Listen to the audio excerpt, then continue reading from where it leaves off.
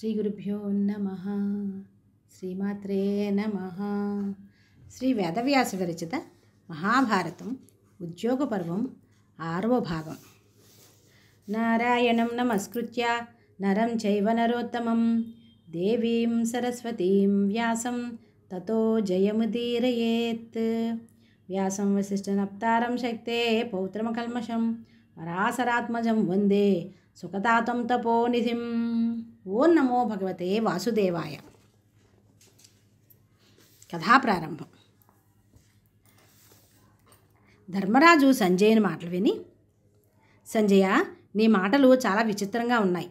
మేము యుద్ధానికి సుముఖంగా ఉన్నామనే అభిప్రాయం నీకెందుకు కలిగిందో తెలియదు. నీ మనసులో యుద్ధభీతి ఎలా ప్రవేశించింది? సర్వనాశనానికి దారితీసే సంగ్రామం కంటే నిఖిల జన కళ్యాణహేతువైన శాంతియే శ్రేయస్కరం.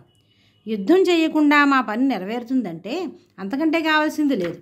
శ్రమ పడకుండా ఫలం దక్కుతుందని చూస్తే నడ్డి వంచి అవస్థపడేవాడెవడు? ధర్మబద్ధంగా ప్రజాశ్రేయస్కరంగా ఉండే కార్యాలే మేము చేస్తాం. సుఖభోగాలు లభించినా అవి ధర్మంగా వస్తేనే స్వీకరిస్తాం. ఇంద్రియవాంఛలు తీరడానికి శ్రమించే వారికి దుఃఖమే ప్రాప్తిస్తుంది.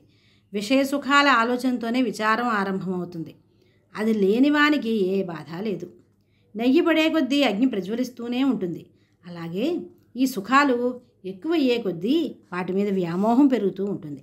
మీ మహారాజు అపార ధన ధాన్య సంపదలతో సుఖంగా ఉన్నాడు. తరతరాలు హాయిగా జీవించగల భోగ సాధనాలున్నాయి ఆయనకి. అయినా తృప్తి కలగలేదు వారికి. సంజయ, ఒక విషయం మర్చిపోకు. యుద్ధంలో విజయం పుణ్యాత్ములకే లభిస్తుంది. సామాన్యులలో పెరిగే భోగతృష్ణ మీ దుర్యోధనుడికి చాలా ఉంది. ఆ విషవలయంలో మీ మహారాజు చిక్కుకుని మమ్మల్ని శాంతంగా సామరస్యంతో ఉండమని సందేశం పంపుతున్నాడు. మన వ్యవహారాలు మనం ఎలా చూసుకుంటామో ఇతరులు అలా చూసుకోవడం దోషమా?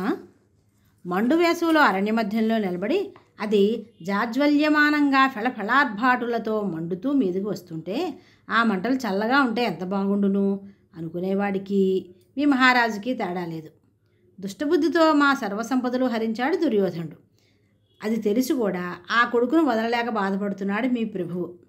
విద్వాంసుడైన విదురుడు చెప్పే హితబోధలు తలకెక్కడం లేదు. ధీయుతుడు, శీల సంపన్నుడు, బహుశ్రుతుడు, కురువంశ శ్రేయస్సు కోసం పాటుపడేవాడు విదురుడు. వాని మాటలే చేదుగా ఉంటే ఎవరు చెప్పి ఏం లాభం? ఈర్ష్య, క్రోధం, పరుషభాషణం, మిత్రద్రోహం, అయోగ్యత, ఇన్ని అవగుణాలు మూర్తీభవించిన వాడని తెలిసి కూడా ఆ కొడుకును విడవలేక పురుషార్థాలకు నీళ్లు విడిచిపెట్టాడు మీ ప్రభు. జోదం సాగుతున్నప్పుడు విదురుడు మీ మహారాజుకి ఎంత బోధించినా ఏం ప్రయోజనం కలిగింది? ఆనాడే అనుకున్నాను, విదురుని మాట కాదనే వారికి వినాశనం తప్పదని. లోభగ్రస్త హృదయలైన దుశ్శాసన శకుని కర్ణుల మంత్రాంగం దుర్యోధనుడికి శిరోధార్యం. ధృతరాష్ట్రుడు మా సంపదలు హరించాడు. విదురుని రాజ్య బహిష్కృతిని చేశాడు. నిష్కంటకంగా పాలించాలని తలంపు లేకపోతే ఈ పనులు చేసేవాడా? లోభబుద్ధితో ఉన్న ధృతరాష్ట్రునితో సంధి జరుగుతుందనే ఆశ నాకు లేదు. దుర్యోధనునికి మా రాజ్యభాగం ఇచ్చే తలపు పుడుతుందని అనుకోను. గాంధీవం ధరించి సంగ్రామ సమరంలో మా అర్జునుడు నిలబడినప్పుడు కానీ వారికి ఆ మమకారం వదలదు.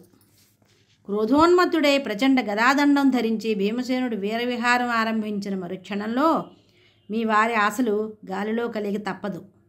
నా తమ్ములు నలుగురు నిలబడి ఉండగా దేవేంద్రుడు వచ్చినా మా రాజ్యం మరొకరు దక్కదు. దుర్యోధనాదులు మాకు చేసిన అవమానాలు, కలిగించిన క్లేశాలు నువ్వు వెరుగునవి కాదు. అయినా నేను వారిని క్షమించి సోదర దృష్టితోనే చూస్తున్నాను. ఇప్పటికైనా మా రాజ్యం మాకు అర్పించాలి. ఇంద్రప్రస్థంలో మేము ఉంటాం.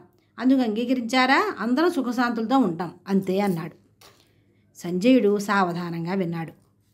ధర్మనందన, లోకవిఖ్యాతి పొందిన నువ్వు ధర్మవిరుద్ధ మార్గాన్ని ఏనాడూ నడవలేదు. జీవితం అశాశ్వతం, కానీ కీర్తి ఉన్నదే అది శాశ్వతం. కీర్తిని కాపాడుకునే మార్గం మీరు విడిచిపెట్టకూడదు. కౌరవులు మీ రాజ్యభాగం మీకు ఇవ్వరనే అనుకుందాం. అయినప్పుడు సర్వదోషాలకు మూలమైన యుద్ధం చేయడం కంటే హాయిగా అంధక వృష్ణి వంశీయులు పాలించే దేశాలలో భిక్షాటనం చేసుకు జీవించడం శ్రేయస్కరం. మీరందరూ బ్రహ్మచర్య నియమంతో విద్యలు నేర్చి సత్కర్మలు సాగించి కీర్తి సంపాదించుకున్నారు. వీటి వల్ల శాశ్వతంగా మీరు స్వర్గలోక సుఖాలను అనుభవించగలరు. సంగ్రామం వంటి పాపకర్మలు మీ వంటి వారు చేయదగినవి కాదు. రాజ్యలోభంతో ద్వేషభావం పెంచుకుని యుద్ధానికి దిగడం ఉచితం కాదు. అంతకంటే సుఖంగా అరణ్యాలలో ఉండడం మంచిది. సంగ్రామాలు ద్వేషాగ్నిని రగిలిస్తాయే తప్ప చల్లార్చవు. మీరు మా బంధుమిత్ర యోధవరులతో విజృంభించి దుర్యోధనుని గర్వాన్ని అణగార్చవచ్చు. ఇదివరకే ఆ పని చేసి ఉండవలసింది. ఇంతవరకు వారి బలం పెరిగే అవకాశాలు కల్పించారు. వాతావరణం మీకు అనుకూలంగా లేదు ఈనాడు. ఒక్కొక్కప్పుడు మూర్ఖులు, పాపాత్ములు యుద్ధంలో విజయం పొందుతారు. ధర్మసంపన్నులు దైవోపహతులు కావచ్చు. ఎంత క్రోధం వచ్చినా మీరు ధర్మం తప్పరు. కోపం వచ్చిన వానికి ఎన్ని దురవస్థలు. తీపి వస్తువు చేదుగా ఉంటుంది. నిరంతరం శిరోవేదన వేధిస్తుంది. కీర్తిని నాశనం చేస్తుంది. నిజానికి మీరందరూ క్షమాగుణ సంపన్నులు. యుద్ధమే జరిగితే పితామహుడు భీష్ముల వారు, ఆచార్యుడు ద్రోణులు, ఆయన నందనుడు అశ్వత్థామ వీరందరూ మీకు ఎదురుగా నిలుస్తారు. వారి సంహారం మీకు సంతోషకరమా? కృప, శల్య, భూరిశ్రవస, వికరణ, వివింశతి ప్రభుతుల వెనక కర్ణ దుర్యోధనాదులను నేలపాలు చేసి సుఖం అనుభవించగలరా? ఒకవేళ ఈ భూమండలం అంతా స్వాధీనమైనా మీరు జరామరణాలు లేకుండా శాశ్వతంగా పాలించగలరా? ఇవన్నీ మీకు తెలియనివి కావు. కాకపోతే ఏదో ప్రారంధం ఆవహించి మీకు యుద్ధవాంఛ కలిగించింది. మీ మిత్రులే మీకు ఈ ఊహ కలిగిస్తే అంతా వారికే విడిచి వానప్రస్థానికి వెళ్ళడం మంచిది. అందువల్ల వంశనాశన పాపం తప్పుతుంది అన్నాడు. వింటూ ధర్మరాజు, సంజయ, అన్నిటికంటే ధర్మం శ్రేష్టమైనదనే సత్యాన్ని అంగీకరించావు. బాగుంది, సంతోషం.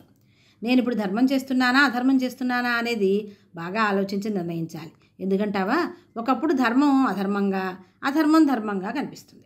విద్వాంసులు తప్ప ఈ సూక్ష్మాన్ని గ్రహించలేరు. ధర్మం కూడా అన్ని వేళలా అందరికీ ఒకే విధంగా ఉండదు. ఆపద్ధర్మం ఎరుగుదువు కదా. జీవితం నడవడం కష్టమైనప్పుడు సత్కర్మకు లోపం రాకుండా ఏ పని చేసినా దోషం లేదు. కానీ నిరంతరం ఆపద్ధర్మాన్నే అనుసరించకూడదు. ఆపదలో పడినప్పుడు దాన్ని గ్రహించిన వాడు మూర్ఖుడు. నా తాత తండ్రులు నడిచిన ధర్మ మార్గం నేను విడువను. ఆ దారిలో ఏది లభించినా ధర్మంగా ప్రాప్తించినట్లే స్వీకరిస్తాను. స్వస్తి. శ్రీకృష్ణ శరణం మమ.